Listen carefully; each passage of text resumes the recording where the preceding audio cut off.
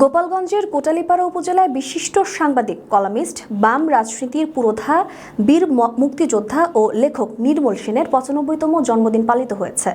রবিবার সাংবাদিক নির্মল সেনের জন্মদিন উপলক্ষে কোটালীপাড়া উপজেলা পরিষদ হলরুমে উপজেলা প্রশাসনের আয়োজনে আলোচনা সভা ও কেক কাটা অনুষ্ঠান অনুষ্ঠিত হয়।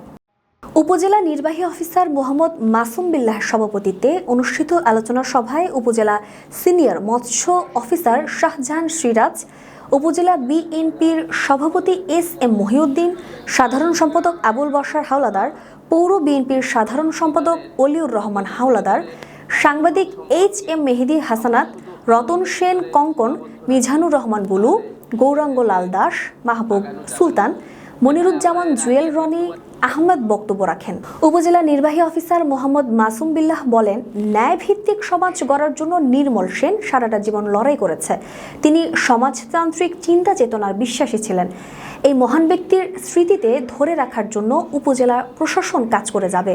বিশেষ করে তার নামের শিক্ষা প্রতিষ্ঠানটি দাঁড় করানোর চেষ্টা করব। উপস্থিত সাংবাদিকদের পক্ষ থেকে রাজৈর কোটালীপাড়ার সড়কটির সাংবাদিক নির্মল সেন সড়ক করারও তার ইচ্ছা অনুযায়ী তার নামের শিক্ষা প্রতিষ্ঠানটির উন্নয়নের দাবি জানানো হয়। আলোচনা সভা শেষে উপস্থিত অতিথিদের নিয়ে কেকও কাটা হয়। আর উনি দেশপ্রেমিক ছিলেন বলেই বাংলাদেশের সাংবাদিকদের মধ্যে একজন বিশিষ্ট সাংবাদিক ছিলেন।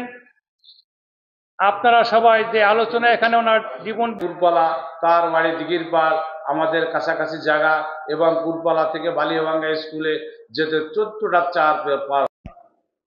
কংগ্রেস ৯৫তম জন্মবার্ষিকী উপলক্ষে আয়োজিত বেদনাদায়ক ঘটনা আছে, যেটা আমরা প্রকাশ করি না।